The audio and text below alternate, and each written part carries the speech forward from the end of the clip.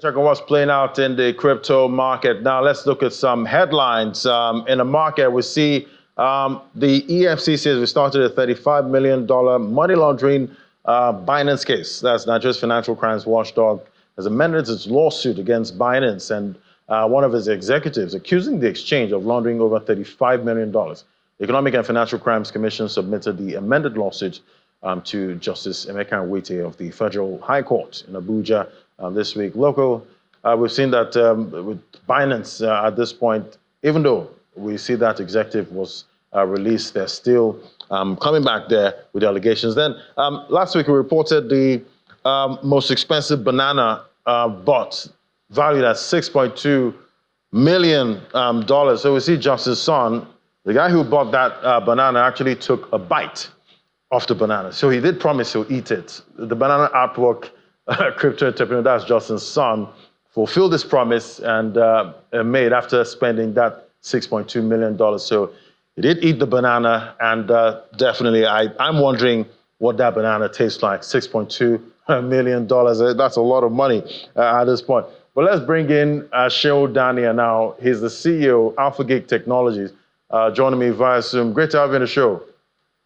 Hi, good afternoon, Ladi. Yeah, so I don't know if you've had a banana lately, but I did. But it cost about maybe 2,500 naira. How you see this move by Justin Sun?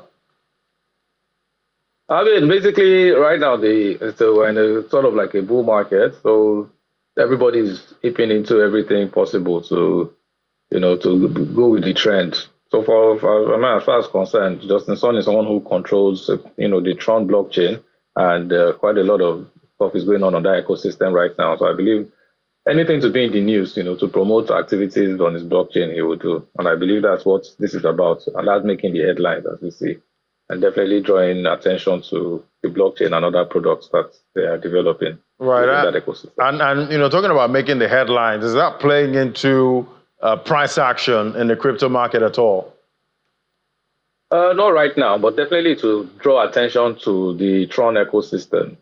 A couple of months ago, they recently launched they developed a launch pad, which they have also been using to promote meme tokens and other things, just the way we've seen a lot of action within the Solana ecosystem. So I believe that, they are also trying to get a lot of people within their ecosystem, to start developing products and building. And as we see that, there's a lot of adoption going on right now. So almost every project is looking for ways to ensure that they stay relevant.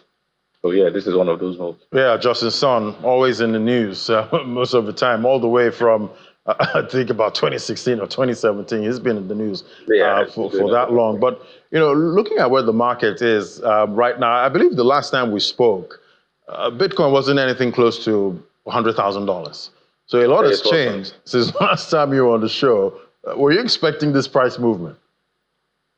I wasn't, but evidently it was certain that with the United States presidential elections going the direction that it went, so there was definitely going to be positive direction for cryptocurrency in general, because we know that the current president-elect Donald Trump is pro-crypto, and a lot of the people around him are also pro-crypto. So that evidently gave a sign to investors that this is the way to go. And looking at, I know there's a trend, most of the time, for Thanksgiving trade and for Black Friday.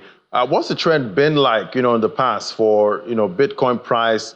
And what would you say is different, this year, Black Friday? Usually during Thanksgiving, it's a period where people, talk to their family members about their Bitcoin earnings and, what they've earned over crypto. But over the past couple of years, we noticed that maybe in the first few years of Bitcoin, yes, the price action will go because people then will learn about it.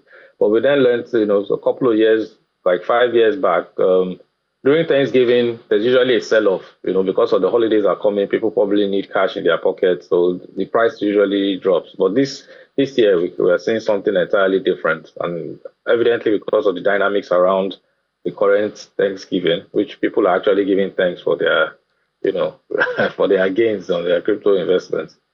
And of course, more people are aping in, or because of the fear of missing out, a lot of people are also buying in. saying, that 100K definitely in sight, and the chances of mass adoption and higher gains would, are closer than we thought. Right. So yeah, this year's Thanksgiving is, something different. Yeah, definitely not seen these prices before, nearing 99,000. Couldn't break that 100,000 level. Then we had that pullback. But it seems Bitcoin is trying to make another attempt for $100,000. Do you think it's going to make it this time, or might see that resistance level, being hit? So people will always take profits. And evidently, when the signals are too clear, there are a lot of people who are also trading futures and are going long. And evidently, somebody is losing on some side. So at the end of the whole day, the market makers, the other traders also need to ensure that they do not. While some people want to gain a lot, some people also need to shake up the market a little bit.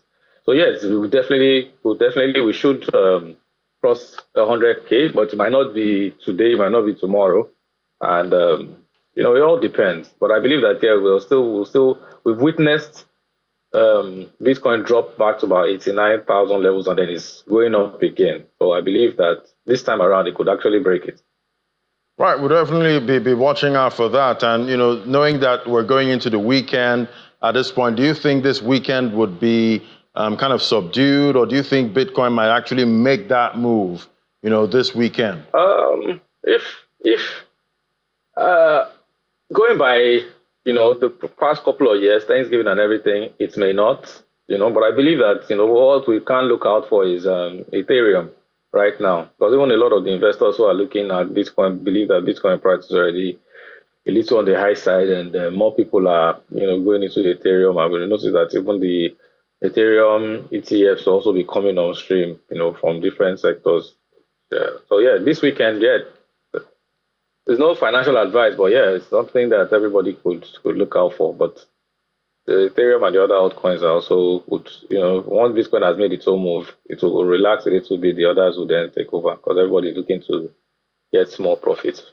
Right, and look, I'm talking about the others, taking over. We know that Altseason, most investors begging for some kind of Altseason at some point. Is it already happening? Yes, it's already happening. People are taking position because this period is no longer the period where people just create projects just to make money. Right now, people are actually building projects that they believe will.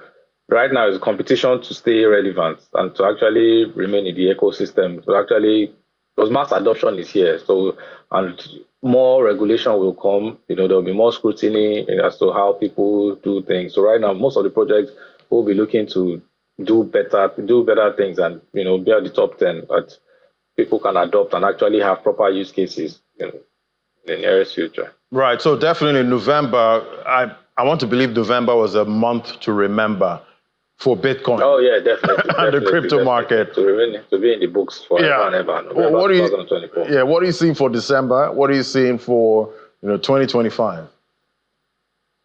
It can only get better. So definitely mass adoption. People will build more on the blockchain. People will build more projects around. The central bank digital currencies will definitely be a thing. It will become in use. More people, more countries will start adopting it. Like we see, a lot of countries are firming up their regulations and licensing, and it's going to be very interesting. We'll probably see the likes of Ripple and the rest start going into actual use with the banks and remittances. It's going to 2025 is going to be a very, very good year for the blockchain space. Talking about 2025, what are you seeing for the space in Nigeria? We've seen some crypto exchanges. Some have gotten license from the Securities and Exchange Commission. Are you seeing more players coming into the Nigerian market? So in 2025, yes, a lot of people would, but I believe more people are waiting because what the Securities and Exchange Commission has issued is more like it's like a cohort. So it's still like it's a test. If they are testing out, the regulatory framework with a few licensed, or they've issued out sort of like an RA program. So it's a few licensed exchanges, basically to see how it works. So in 2025, I'm sure they'll come up with full regulation and full licenses that will then introduce more players into the ecosystem. But I believe that as it is right now, everybody's understanding what they are doing, and they are definitely doing a whole lot of things to ensure that. I know a couple of weeks ago they had a program, on talking about compliance and everything, where they invited a lot of the virtual asset service providers and people within the capital market space. So there'll be a lot of handshake between traditional finance institutions and the digital currency or digital asset space. More banks, more traditional institutions will start embracing digital currencies, and the Security and Exchange Commission will be properly, they'll be ready. We'll have now they are looking into it. They're working with the FIRS and other agencies, ensuring that they're able to properly regulate and make sure that Nigeria gets the benefits of digital currency. Talking about getting the benefits of digital currencies, we've seen, developed economies, launch Bitcoin ETFs. Who do you think will be the first African country to launch a Bitcoin ETF? Nigeria now. Nigeria. You put your money on that? Always. All right, Cheryl, thank you so much. We'll definitely look out to see who comes first with a Bitcoin ETF in Africa. That was Cheryl Dania, CEO, AlphaGeek Technologies. Thank you. Thank you very much for having me.